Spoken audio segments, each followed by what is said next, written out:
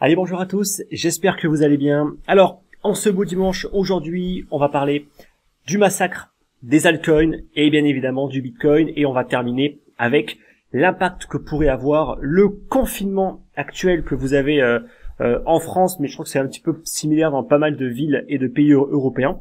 On va voir si ça peut avoir le même impact que on a eu en mars 2020, lorsqu'on a eu un petit peu la panique avec le crack sur l'ensemble des marchés. Allez, on commence tout de suite avec le Bitcoin. Donc j'avais déjà fait en fait une analyse plutôt claire par rapport au Bitcoin la semaine dernière. Donc honnêtement, je pense que vous savez ce qui s'est passé. Là, je vous mets en fait le graphique. On est en weekly, toujours avec un maximum de recul. On est clairement orienté à la hausse. Voilà, il n'y a pas en fait d'autre chose à dire graphiquement parlant. Vraiment, si on se base que sur le graphique et l'analyse technique, il y a tous les signaux, à mon sens, qui sont aujourd'hui au vert sur le Bitcoin. Je parle bien évidemment du Bitcoin, je parle pas forcément des altcoins, ça on va justement en parler un tout petit peu après. Donc, en weekly, on a eu une magnifique clôture où on s'est vraiment affranchi en fait de la fameuse zone de résistance des 12 000 $. Aujourd'hui, le prix a encore un petit peu poussé, il pourrait y avoir bien évidemment en fait des phases de correction, sauf retournement majeur sur le Bitcoin. Honnêtement, tout est orienté aujourd'hui à la hausse par rapport au Bitcoin. Donc, on verra un petit peu après, justement, est-ce que le contexte économique, est-ce que les marchés financiers peuvent impacter ou pas le Bitcoin? On essaiera, en fait, de se poser, en fait, les bonnes questions par rapport à tout ça. Mais en tout cas, là, uniquement si on se base sur les graphiques, écoutez, il y a vraiment rien de plus à dire. On a eu des signaux qui étaient attendus depuis maintenant très longtemps. On a eu cette énorme consolidation, en fait, qui a duré quasiment 3 années, pas tout à fait un petit peu moins, mais presque. On a eu le signal acheteur, avec vraiment une cassure franche, certes des volumes un petit peu timides. Je sais qu'il y a certaines personnes qui sont un petit peu fébriles justement parce que les volumes sont restés assez faibles, c'est vrai, mais les volumes peuvent arriver un petit peu plus tard. Il y a souvent en fait des cassures qui sont réalisées, notamment des grosses cassures comme ça, sans vraiment une explosion des volumes, et les volumes arrivent un petit peu après. Donc c'est largement possible. Donc, par rapport à ce que j'ai pu vous dire en fait la semaine dernière, écoutez, le scénario haussier, pour le coup, a gagné. En tout cas, c'est le cas pour l'instant. Maintenant, je vais vous mettre le graphique du Total 2. Donc là, on a la market cap de l'ensemble des altcoins sans le Bitcoin. Ça nous permet quand même d'avoir une petite vue d'ensemble sur la santé en fait du marché des altcoins. Alors, on a eu en fait cette phase de hausse qui est assez significative depuis en fait le crack qu'on a eu en mars 2020. On a eu également la bulle de la DeFi qui a quand même drainé pas mal d'argent frais. C'est pas forcément en fait de l'argent du Bitcoin qui est parti en fait dans les alts de la DeFi, c'est plus en fait de l'argent frais parce que là on a vu quand même une hausse assez importante. On voit une stagnation depuis maintenant quelques mois. Et pourtant, si on regarde plus en détail les alts, elles ont quand même perdu beaucoup de valeur. Donc ça veut quand même dire qu'il y a eu pas mal d'argent qui est rentré avec la vague de la DeFi. Et on va surtout s'attarder ensuite à analyser en fait la performance des alts contre le Bitcoin. Pourquoi? Parce que je vous l'ai souvent répété, mais c'est important en fait. Ça sert à rien d'avoir autre chose que du Bitcoin si cette autre chose ne surperforme pas le Bitcoin. Ça sert absolument à rien.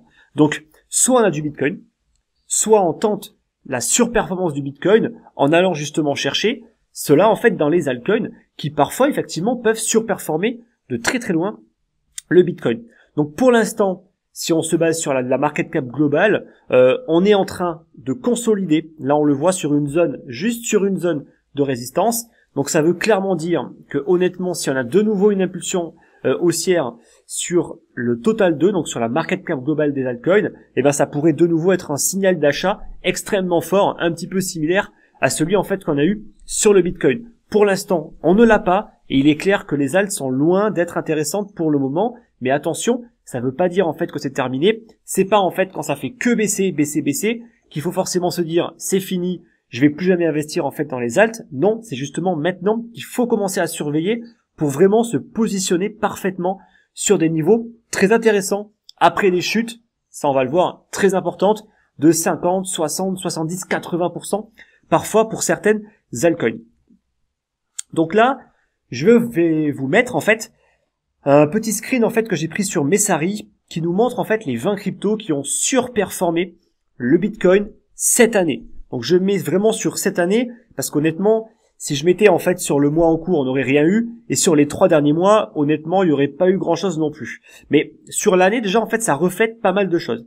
Donc bien sûr, on n'est que sur des cryptos qui ont au moins une market cap de 100 millions de dollars. Sinon, c'est pas du tout pertinent de comparer en fait des choses qui sont incomparables. On ne compare pas en fait, par exemple, la performance du Bitcoin qui vaut pour des milliards et des milliards en fait de dollars en termes de capitalisation avec des altcoins du top 500 qui ont à peine quelques millions de market cap. C'est absolument incomparable et la performance, bien sûr, qu'elle va être normalement supérieure sur ces petits projets-là. Mais c'est incomparable. Donc si on compare par rapport aux gros projets, bon, mais on voit que il y a eu certes de la surperformance, mais elle est quand même très concentrée en fait dans les projets de la DeFi. Là, si on regarde en fait tous les projets, alors sauf le AV qui pour le coup, je pense qu'il a un petit bug au niveau du calcul du pourcentage, mais à mon avis, il a sa place dans le classement.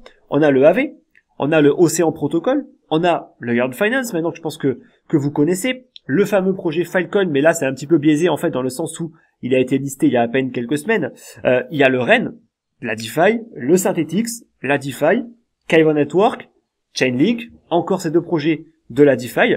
On a le Waves, projet pour le coup un petit peu plus ancien, et c'est même l'un des seuls en fait qui a aussi bien performé cette année. On a également le Loopring, de nouveau, la DeFi, le projet Yuma, le OMG Network, encore tout ça c'est de la DeFi, le Zilinka, le FTX, de la plateforme justement qui en porte le même nom. Bon, VeChain, Celsius, de nouveau encore la DeFi, même si au final c'est plus la finance centralisée, dans le sens où Celsius ce n'est pas vraiment décentralisé.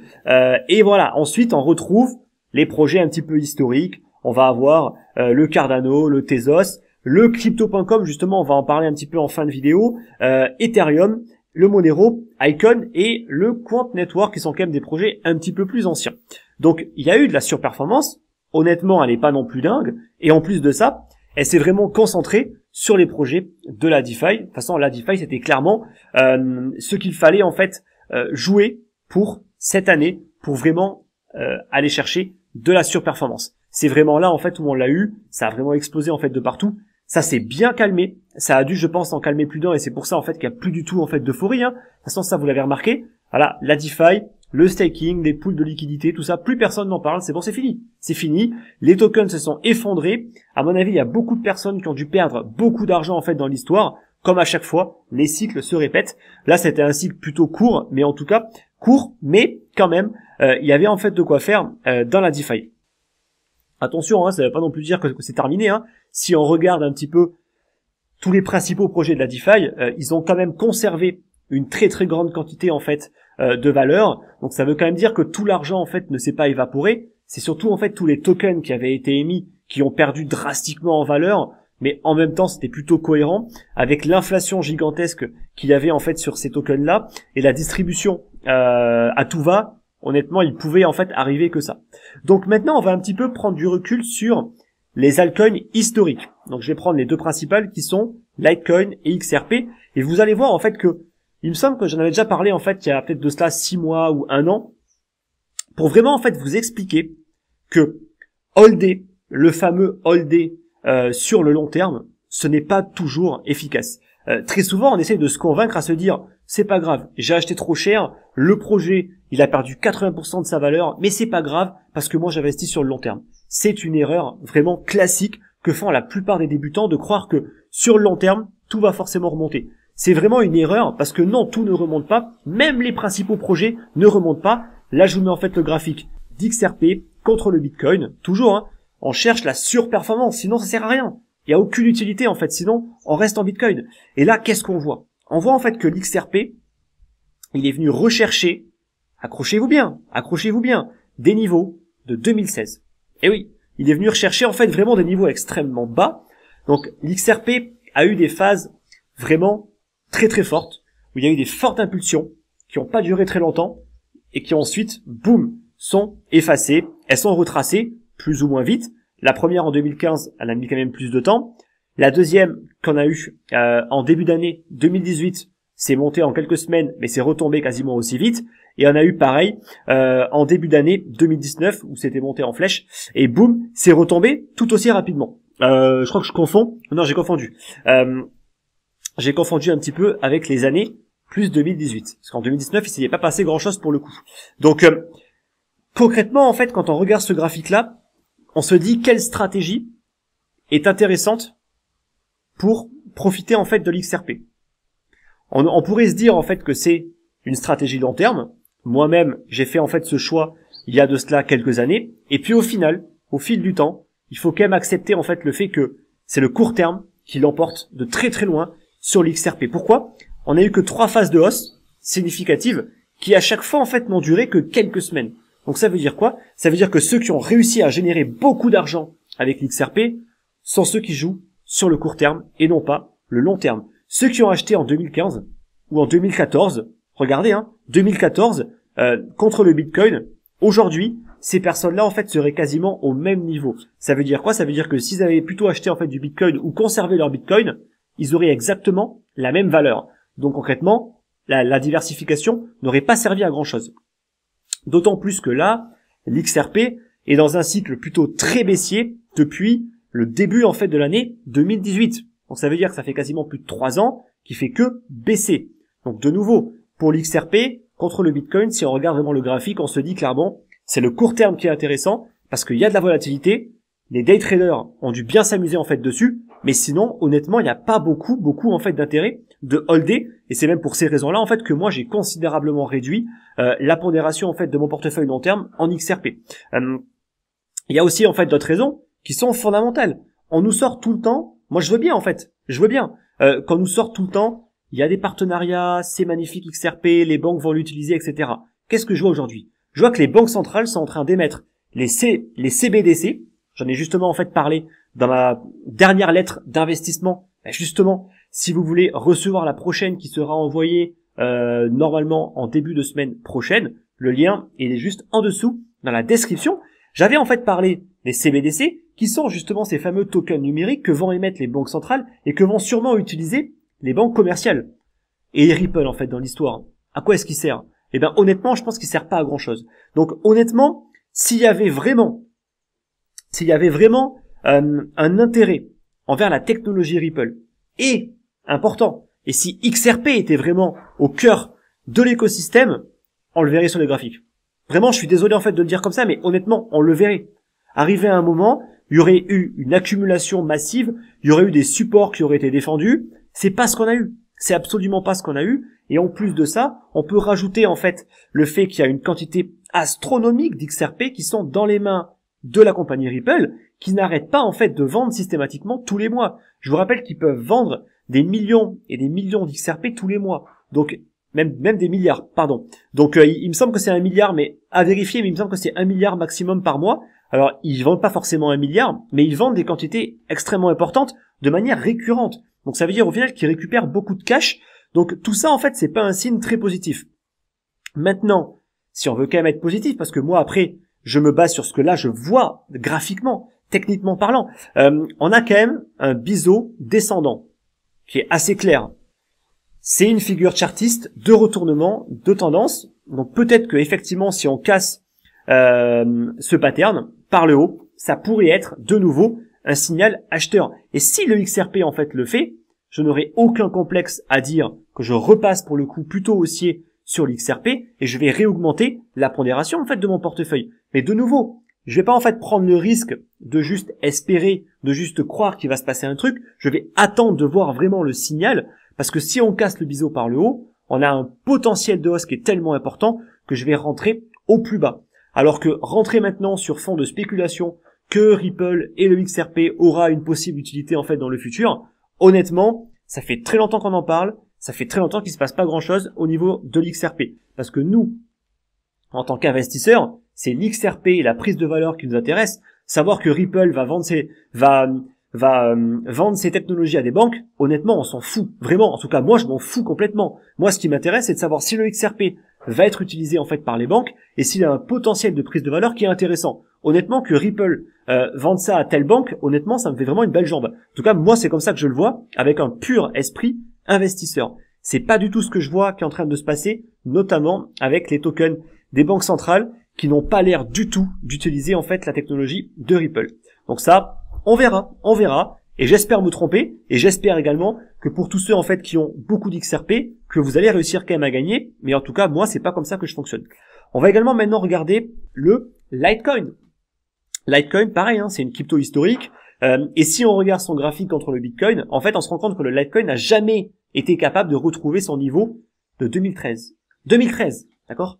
Donc ça veut dire que si vous aviez converti des Bitcoins en 2013 contre des Litecoin, vous avez sous-performé pendant près de 6 années le Bitcoin. Donc ça veut dire que vous êtes perdant pendant près de 6 ans. Donc de nouveau, quand on me dit « Oui, mais sur le long terme, je vais être gagnant », absolument pas. Sur le long terme, vous pouvez être perdant, voire plus que perdant. Là, on regarde le Litecoin, il est sur les plus bas historiques.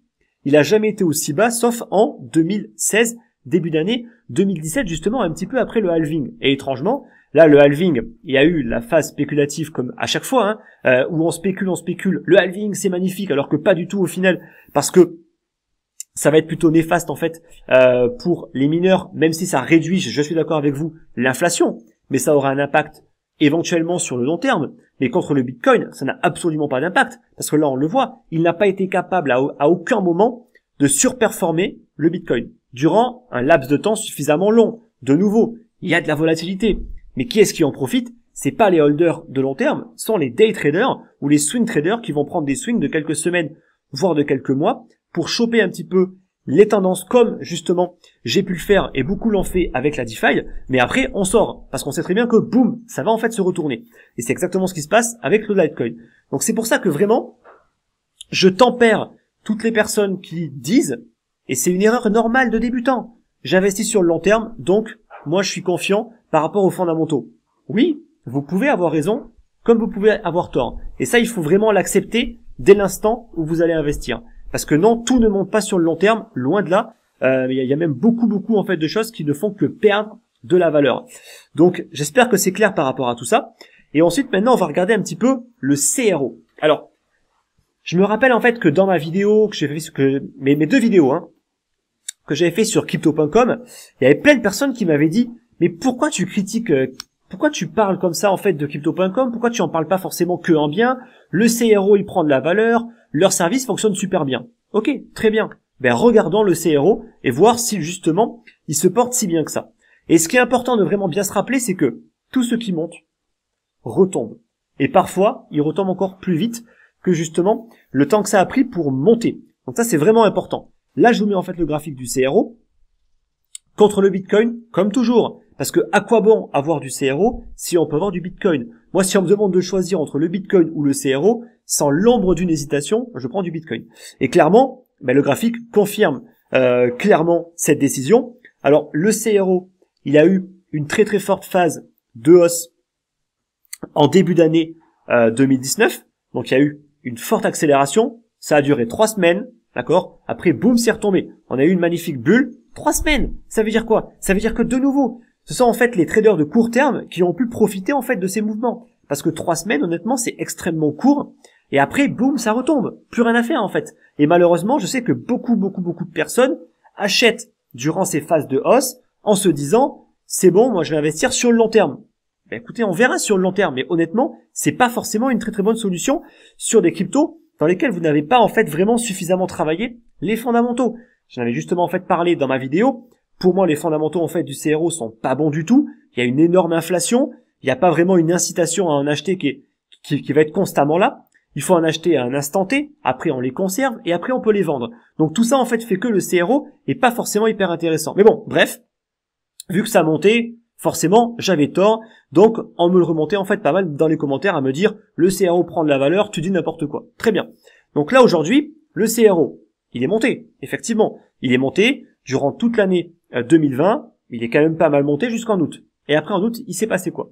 Il s'est passé que il y a eu une baisse. Il y a eu une baisse, il y a eu en plus le swap avec le MCO pour le CRO, qui a été un véritable fiasco. Honnêtement, je pense que beaucoup de personnes, notamment les investisseurs en fait les premiers investisseurs, ils ont dû perdre, à mon avis, pas mal d'argent en fait dans l'histoire, car c'était clairement pas intéressant. Et en plus de ça, toutes les personnes qui justement ont acheté en fait des CRO pour avoir leur fameuse carte de crédit, pour recevoir le fameux cashback, aujourd'hui, ben, j'en suis quasiment certain qu'ils sont en perte. D'accord? Peut-être pas encore tout le monde. Ceux qui ont acheté en début d'année ou même en 2018, ils sont encore largement en positif.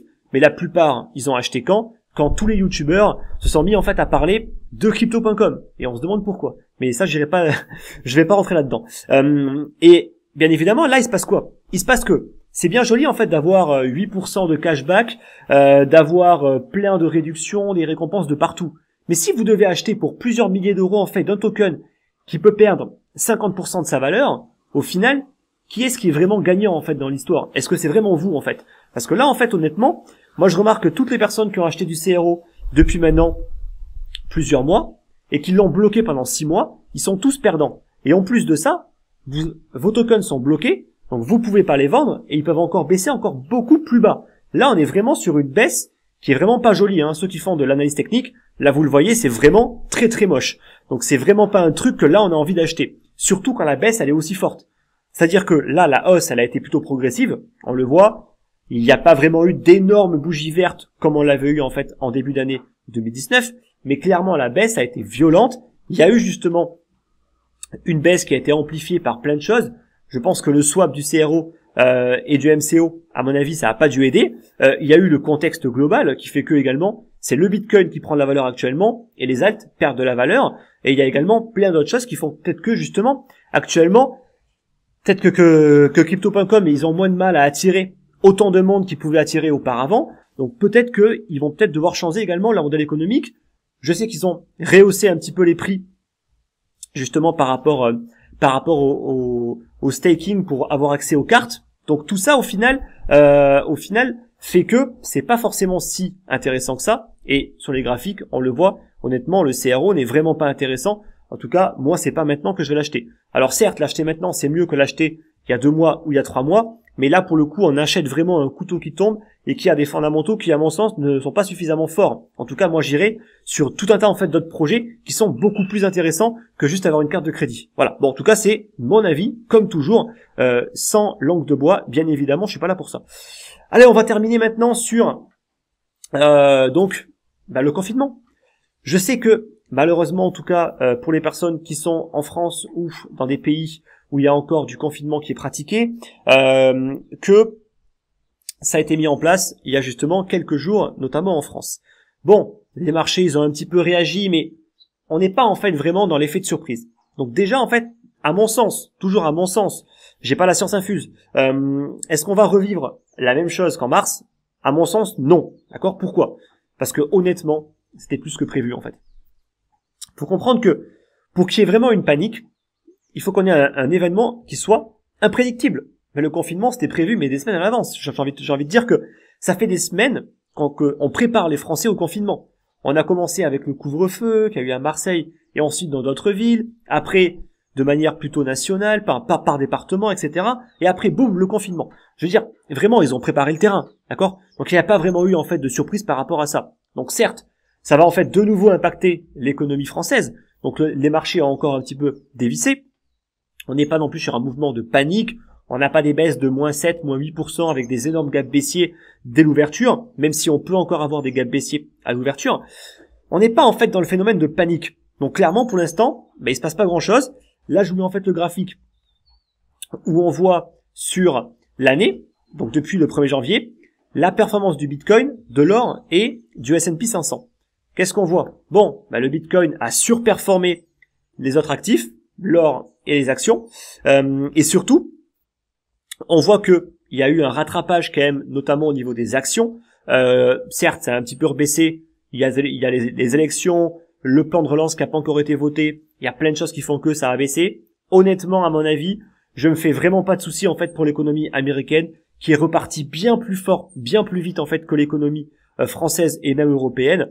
C'est pareil pour la Chine. Ça repart très très fort et en plus eux, ils ont même pas de Covid. Donc je me fais vraiment pas de soucis en fait pour eux. Par contre, je me fais beaucoup plus de soucis pour l'Europe et notamment la France parce que économiquement parlant, ça va très très mal. ça va vraiment très très mal. Mais ça, on en parlera éventuellement dans une autre vidéo sur comment justement est-ce qu'on peut faire pour quand même réussir à en profiter, à générer du rendement, même dans une économie qui est vraiment en berne. En tout cas, actuellement, on voit que l'or, il a fait son job de refuge, donc il a quasiment pas bougé, il a un petit peu baissé durant le crack, mais honnêtement, ça a vite rattrapé, et après, ça a plutôt continué justement à prendre de la valeur. Le Bitcoin, lui, c'est plus décorrélé. On voit en fait le S&P qui est en train de baisser, notamment sur les dernières semaines, avec un Bitcoin qui est en ligne droite, en train de monter fortement. Donc il y a une décorrélation qui est en train de se refaire. Est-ce qu'elle va durer, ou est-ce que c'est juste durant un court instant? Ça, on n'en sait rien. C'est justement ça en fait qu'il faut surveiller, cette fameuse corrélation qu'il y a entre les marchés financiers et le Bitcoin. Pour l'instant, ça a l'air en fait de partir dans les sens opposés. Le Bitcoin qui monte, les marchés qui ont plus même tendance à un petit peu baisser. On verra en fait si ça va durer, mais tant qu'il n'y a pas vraiment en fait de panique, comme par exemple un Trump qui refuse les résultats en fait de l'élection, ça pourrait créer un sentiment d'incertitude et donc de panique, mais plus sur du court terme, car à mon avis, c'est quand même moins grave qu'une pandémie qui confine la moitié en fait de la planète durant plusieurs mois. Donc il faut aussi relativiser. Je pense pas que ça aura une incidence aussi importante que ce qu'on a eu avec le Covid, qui a vraiment été un effet de surprise où personne ne s'y attendait. Donc il y a eu vraiment une panique générale qu'on n'aura plus. Le Covid maintenant, j'ai envie de dire, on vit avec en fait depuis quasiment pas une année, mais presque, honnêtement. Et je pense qu'en mars 2021, ça fera 1 an qu'on vivra avec ce Covid. Ça va plus surprendre personne, les couvre-feux, les confinements et tout ce que vous voulez. Donc l'effet de surprise, il est passé, d'accord? Maintenant, il pourrait y avoir un autre effet de surprise, comme par exemple une crise monétaire, des taux d'intérêt qui explosent, mais honnêtement, ça paraît peu probable quand on voit aujourd'hui en fait que les banques centrales, elles sont à la manœuvre pour éviter tout incident financier. Donc ça veut dire qu'ils vont être prêts à faire tout et n'importe quoi. Ça, ils le font déjà, mais il y a plus aucune limite en fait dans leur idéologie pour sauver le système financier, pour sauver la monnaie, pour sauver les banques. Ils vont faire tout ce qu'ils peuvent.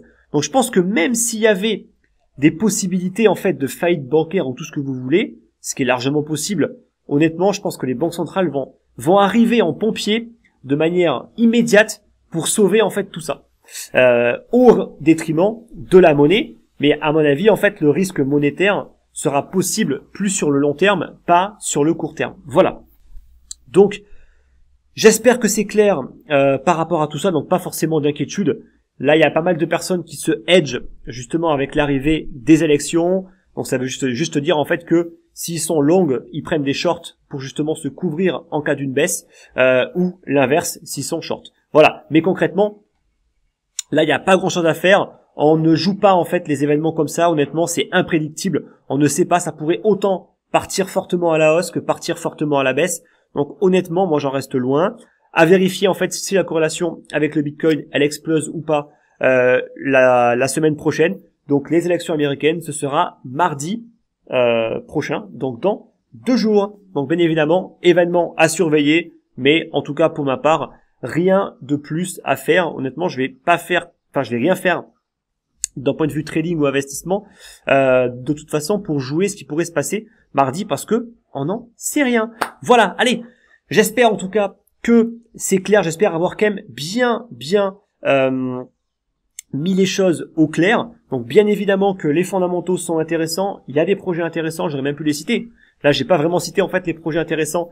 Il y a le link, on regarde les fondamentaux, on regarde l'analyse technique, il y a vraiment une cohérence. Le link, il est fortement haussier et on le voit, il a un petit peu baissé, mais c'est rien par rapport à toutes les autres. On a le BNB également qui est aussi une crypto qui est assez intéressante. Il y a le SNX dans les cryptos en fait de la DeFi qui également est pas si mauvaise que ça, même si elle a bien retracé. Donc il y a bien évidemment du bon. Là, j'en ai pas forcément parlé, mais en tout cas, il y a aussi du bon dans les altcoins. Certaines ont réussi à bien surperformer dans la DeFi, dans justement quelques projets historiques, mais honnêtement pas trop. L'Ether également s'en sort quand même plutôt bien, même si là il est quand même en train de pas mal faiblir par rapport au Bitcoin depuis quelques semaines.